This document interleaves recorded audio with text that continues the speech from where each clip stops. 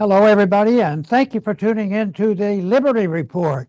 With us today, we have Daniel McAdams, our co-host. Daniel, good to see you today. Good morning, Dr. Paul. How are you this morning? Good. Is Good. all well in the country today? Everything is fine. And the budget is balanced? Oh, absolutely. No Yeah. more, no wars or Well, anything. we want to do not one subject today. We want to just talk about a philosophy, And my question that I'm trying to answer in my own mind, but I think I have the answer, and I want to see where we come down on this. The question is, not with the new administration, are the neocons really on the defensive? And could it be that they're not on the defensive and they're where they were before, or they made advances? But, I keep looking for the good stuff. But I still see a lot of neocons popping up. They may be invisible. They might not have the top position, but some of them do. So I think there's neocons around there. So I think the answer to this is, going to depend on some opinion. All the neocons on the defense, I think they're pretty aggressive. I think they remain on the offense because I happen to think that the neocons have an inside line to the deep state. Yes. And they get some, when it comes to foreign policy, monetary policy, economic policy, and maybe even tariffs for all we know. So that, I think, means that they might have an edge on us who are trying to promote, a free society. Yeah, and, I think Trump was elected, not to dump on him, but he was elected because he wasn't going to bring the neocons in. And I think he was irritating them at first quite a bit. So the question we're having is, are they back? Have they ever gone? Where are they? I think back to, it's actually almost 12 years ago to the date that we founded the Ron Paul Institute. Remember, we were up at the Republican Club on Capitol Hill. And I remember the press release so well because I drafted it and I was hoping I was right. It turns out I'm not right, because one of the lines that I started it with is, the era of neoconservatism is over. And I think I was too optimistic because I think we're still dealing with the neocons. They're still around. Yeah, and there are several areas that we can talk about because I think this is an open-ended discussion and a problem. But the one that pops in most people's mind when they talk about neocons, they think about militarism. Yes. And supporting of all the wars. And they've been around and in charge for a long time. And they've played a significant role in driving us into bankruptcy and perpetual wars and, all the disadvantages and the destruction of an interventionist foreign policy. And if you look at that, then they have to, the neocons are, responsible for a lot of dollar spending and all that's going on. And I just think that there's still a lot of problems around here. And even on personal liberties, I think that civil liberties, I think there was hope. At least I was hopeful. Maybe that with this cleaning up, there would be, with the new administration, a little more respect for personal liberty, because ultimately you can't have much of a voluntary society if you don't have protection of civil liberties and the right to speak out. But just look now, who's responsible for the nonsense going on in our universities? And it isn't one person, because I see this as a system. The fact that the university sold out, took the money, and they'll do their obedience. What have they done? They taught the nonsense for 50, 60 years has been going on. And that's the propaganda that they've been used to set the stage for where we are now. So those are the issues. There's a lot of people out there, still good people, want to see the correction in these areas, but to come down on one side of the other and say, forget it, forget it. There's the neocons aren't on vacation. They're busier than ever. They've been motivated and have dug in their heels, and they are seeing to it that there's not going to be a shift in attitude, because there's quite a bit of evidence, and we'll go over these things. That seems like it's neoconish, So, what comes, it will be determined, I think, by the limitations on budget and spending, because that's how empires end. And so I think that a lot of people see it as a problem, as a serious problem. We have to do this. We need more government law. But I see this in a much bigger picture about how long do empires last, and are we seeing the major opening salvo of the disappearance of our so-called empire? Yeah. Well, we did something different this morning when we were thinking about the show. And we came, with some articles, and you had the idea, why don't we just do some brainstorming about, is it true or is it not true that the neocons are back and that they're doing neoconish stuff, as you said? So it was a little different. So we were just sitting there. We came up with, I think, 7 or 8 items. Didn't take long. on the bad side of the ledger. So let's look at a couple of them. This first one is, of course, from antiwar.com. This came out today. Israel to receive major new weapons shipment from the U.S. The details of the shipment are unclear, but Ynet said it would include 3,000 munitions for Israel's Air Force. Supporting Israel has definitely always been a very strong neocon position, and this administration is definitely not taking a break from the last one, which was also very supportive. Yeah, I don't think it'd be possible for somebody to say, well, we see a sincere move and action in the Middle East to settle that war. Yeah. Looks like the war is guaranteed to continue until we're broke. Yeah. And we are getting close to that point where people will refuse our dollars, and that's the ultimate bankruptcy. Yeah. So, but there's another one that's coming in the news. I think this is the one that I've watched the least, but it's getting more and more in the news. And there's various reasons, probably economic and natural, natural resources and all in Somalia. Yeah. I mean, why should the average American who's having trouble with his budget be worrying about, we want a strong national defense. We need to be tough. And what we need to do is we need to send more bombs to Somalia. Yeah. So, and how can the members of Congress stand up and vote for that stuff? Yeah. More money to bomb people in Somalia. And also, along with that one, you argue the same case for Yemen. And that's been going on. We've been involved for a long time, but we're more involved. And we talked about this the other day, that, they're talking about having $1 trillion increase just due to Yemen. Yeah. And that next year, this is astounding. They sort of hardly blink their eyes. Yeah, but yes, next year. And they almost talk about pride and a strong national defense. And next year, we're going to have $2 trillion. Yeah. That's not a good sign. Well, here's the Somalian one. Put it up here. Trump advisor Sebastian Gorka pushing for U.S. to escalate war in Somalia.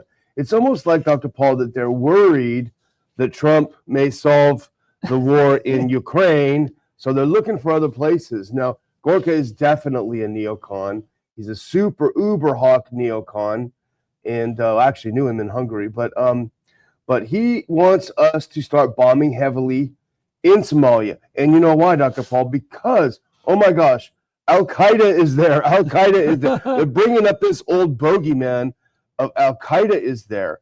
But the thing that's so funny, and it just shows you how the neocons are, that's the same Al-Qaeda that the neocons put into power in Syria. Al-Qaeda's running Syria, literally running Syria. The guy who's in charge, that calls himself the president, had a $10 million price on his head by the U.S. government as an Al-Qaeda terrorist. So on the one hand, they love Al-Qaeda. They want to put him in power in Syria. But when it comes time to bomb someplace like Somalia, oh my gosh, Al-Qaeda's coming. We need to bomb them. It'd be like saying, there's criminals in the land. There's criminals in the land. Why don't we have a real ID and identify it so we can protect all the innocent people? And lo and behold, what's the administration doing? Who knows who's promoting what? But it sounds like there's a lot of sympathy now for moving this real idea. And we talked so much about that yesterday, about how foolish and dangerous that is. And it's more control and identification and knowing what people do. See, in a free society, the government hardly should bother anybody who's not hurting people. Yeah. You can live your life as you please. You can do dumb things or smart things, no matter what you say. You can even criticize the government and not go to jail or get kicked out of school. So this is, unfortunately, there's a lot of that activity going on. So it's a dangerous, dangerous society. And that to me means that the neocons aren't crying over that. Yeah, absolutely. And the other issue now is Iran. We talked about Israel. We talked about Somalia ginning up war with Somalia again, more bombs. Well, it's also Iran. Now, they had a meeting over the weekend. The foreign minister of Iran met with Witkoff, the president's special envoy, and we certainly applaud that. We're always in favor of talks. That's a great start. Talk, not war. We'll put the next one on. They have a good meeting. They're going to have another meeting pretty soon. But now Trump is acting aggressive again. He suggested Iran is slow walking the talks, and he repeats the threat of military action. So this is really not the best way to have a dialogue and a discussion, by keeping the threatening.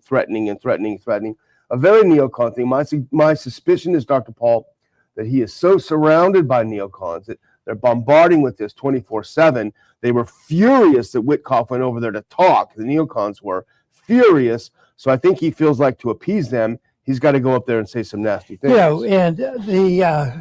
And during the campaigns, they make their statements of what they do, but most people realize most of that is irrelevant. But in this case, they went and they made these promises. What happened in the last administration, last Republican administration? What they did, they undid a token effort that we thought was maybe improving things, and there was proof then, or talk then, they're not really building a nuclear weapon. Yeah. And then our own government. Yeah. Just last week. They said but they're still saying they're treating them like they're about to bomb somebody. Yeah. It reminds me of Iraq. Yeah. They terrorized the world. This is a maniac. And the guy was barely able to get out of this hole in the ground. Didn't get out. Didn't get out. Well, the next one is, as you alluded to earlier, Dr. Paul, the military budget. There's nothing the neocons love more than massive military budgets. And part of the reason is that all of that money goes into the think tanks that they're always sitting in. Where they're not in government, they're in think tanks thinking about how to get back into government. So here's the next one. Trump promises to raise military budget to $1 trillion, even as Doge hacks other agencies to the bones. Well, that second part we'll talk about later. But they were bragging about $1 trillion military budget, even as Trump said a couple of weeks ago that he'd like to cut the Pentagon budget in half. We thought that was a great idea. That's a good start. Nope, now they're reverting, and my guess is, and I'm not giving Trump a pass, but my guess is the neocons are pushing more spending. Yes, and they're well hidden. It's not like you see them on evening news, and we can find them. We can find their supporters, but who's really has the puppet strings and tell them what to do, and these policies change.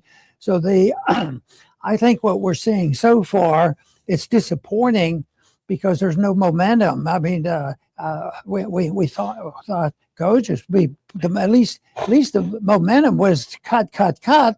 And when we saw the exposure of USAID, that has been great. But now there's a sort of a mixed feeling there too. Really, what's happening there? So, do the neocons have a pressure point where they could put on people in there? And it looks like it's possible. Absolutely. And I'm going to do this next one just as a quick one before we get to the Doge one. And this is Pete Hegseth. Talk about neocons. He's definitely a neocon.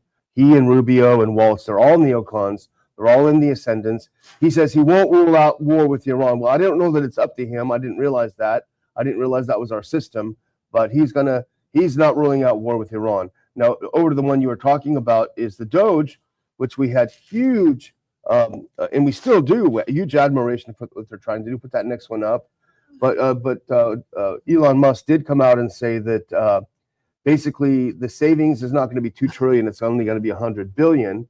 And I don't think that Musk should be blamed for that. I think what happened is he hit a brick wall of resistance in the government. The neocons want nothing more than a big federal government. That's what they like. And so I think he went in there and they fought him every step of the way. Every step of the way they fought Musk, they fought Doge. Even Congress wouldn't get behind him. Yeah, they applauded when the lights were on, but they wouldn't pass a budget to reflect those cuts. But their presence in the government is incestuous because they're there, and you think you have this good news on our side exposing them, the idiocy of it all, and yet nothing real happens. It pops up. There's, if they get rid of 10% of them, it doesn't hurt them a bit. Yeah. When you think of all the education that has gone around, all the brainwashing that goes on, and all the bribing that goes on, how they own the universities if you don't do it, and if they don't, there's regulations on people writing, on their college campus newspaper and getting thrown out of school and all this. So it's so many people buried in the system.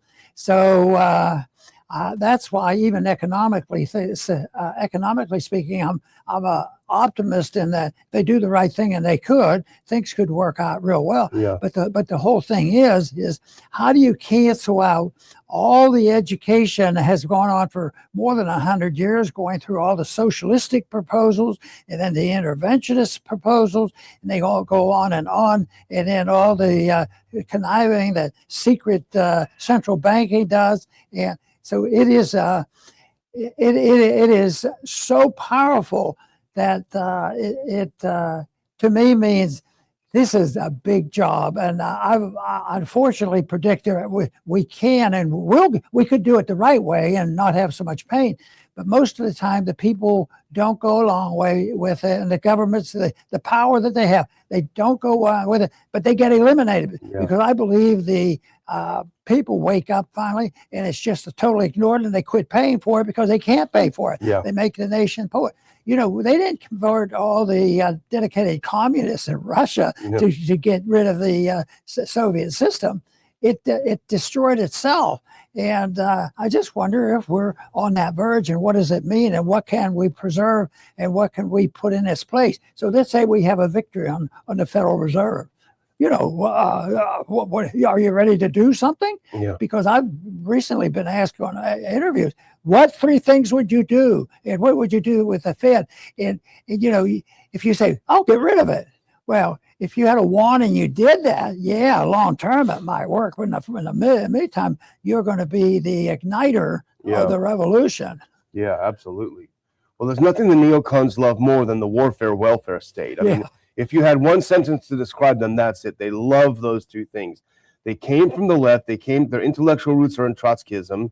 So they love a big government. They love a big welfare state. They want everyone to be addicted to big daddy government, but they also love war. And so here's our next example of how the neocons have honed their way in. House approves Senate blueprint for big, beautiful Trump budget bill after conservative rebellion. Now, conservative rebellion is kind of a joke because you and I know, Dr. Paul, after having been in the House so long, that's a symbolic rebellion. It's a little bit of grumbling, aside from Thomas Massie, who did hold out and didn't vote for it. So you had all of these Doge cuts. They look fantastic on paper. Keep doing it. But when the budget comes through, it's a big, beautiful budget. Emphasize the word big. Yes, and they have ways of hiding the real debt. They say that we're up to our debt limits, and we have to close down the government, which is a bunch of baloney, because that's just trying to scare the people. The first thing they're going to cut are old age benefits and people laying in the bed sick. That's who we're going to, or the kids going to school and helping sick children. And they scare the people into frighten the people. Oh, we can't do that. But they never stop and think you could work your way out. But the odds are overcoming the propaganda and the people in charge, because quite frankly, I've come around to thinking that some of the people who promote this, they're not just making mistakes. I always think, they're just misled. But some of them are evil. Yeah, some of them are evil. Evil, and they'll do anything to stay in, enjoying the pie, and getting their so-called share. Yes. So we'll continue giving Trump the benefit of the doubt, maybe more than he deserves. I don't think he's a neocon, but I think what happens is he laid down with dogs and he woke up with fleas, the old saying. He surrounded himself with them, and now they're back, and they're back in full force. Well, here's a bonus round that I found just before we sat down, and it's a post on X from our good friend Scott Ritter, who spoke at our conferences before. Put that last one up.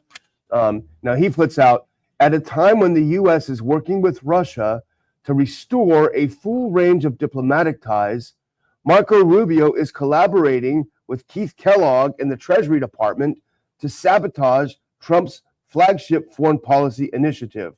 Rubio isn't a team player. He will betray Trump just like Mike Pompeo did. I think he's right. That's what happens when you put a neocon like Marco Rubio in that position. He's going behind Trump's back. He's doing all sorts of things to destroy Trump's efforts to repair relations with Russia. They're true believers. They're dedicated, and it is equal to a religious dedication. Yes. Because they see themselves as, they don't see themselves as a neat little criminal, even though I think they know that. They see themselves as they have to be able to convince themselves to believe their own lies. And that's when we agree. When people start believing their own lies and they're in charge, that's when things deteriorate. And we're at that point now. Yes. They really believe that. You hear people talk along. As soon as they get in office, all of a sudden, well, we have to modify this, and it just doesn't work.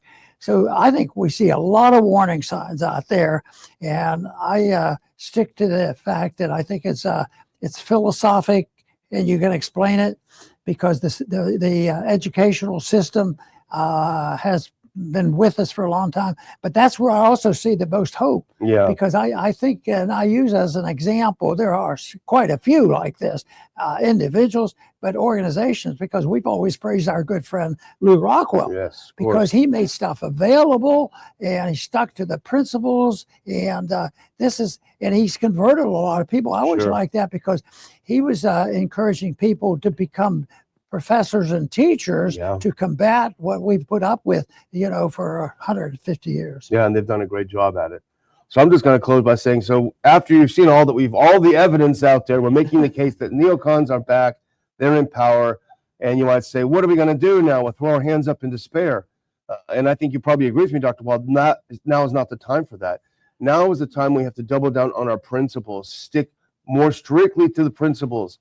Now, a lot of people, I'm not going to fault them, but they were hoping that the man, Donald Trump, would implement some of our views on economics and on foreign policy, and they supported the man. That's fine, but you can't forget the principles, and we have to stick by the principles, and where criticism is warranted, we have to make constructive criticism if we can, as much as we can. And I think that's our time now to really stick by these principles. So, and to get people to join us, the technique people use, very important, because you could be 100% right on what you're saying, but if you do a lot of shouting and grabbing your adversary by the shirt tail or by the coat and saying, this is the way it is, why are you so stupid? Guess what? That doesn't work. That's not good diplomacy. But something that I tried to avoid a long time ago, because I'd get into arguments, and I don't like arguments, but I like debate. So my approach has always been to try to remember to ask the opponent question. Why is this good? If you believe in this program and taking this money, where do they get this money? Could this money be equivalent to theft? If you took the money, you'd be charged with theft. Ask them questions like that, and some of them might not accept that, but they can sink in after they hear a lot of people asking honest questions about what they're really endorsing, rather than just looking at the fluff and say, oh, I want to take care of people and I want peace. I like Ron Paul and Daniel because they're for peace and prosperity. So we'll do that. Well, they ought to know exactly what we believe in and know what the monetary policy, what the economic policy is, what the foreign policy is like. And I think that is crucial. And one way that I think you can gain supporters, and I thought at times when I had the opportunity, young people are especially open to reasonable questions, and I think it's natural for people who start to think about it. They can't stand inconsistency. They can't stand the people are hypocritical, and that wakes people up too. And I think that operated during the COVID crisis. People saw the hypocrisy of it all, and there's a lot of that in politics. But people have to be prepared and know where the information comes from, because we have been taught and brainwashed into believing that they're the holy warriors that are going to save us from ourselves and bring about peace and prosperity. The truth is, we think it comes from the advancement of personal liberty. I want to thank everybody for tuning in today to the Liberty Report. Please come back soon.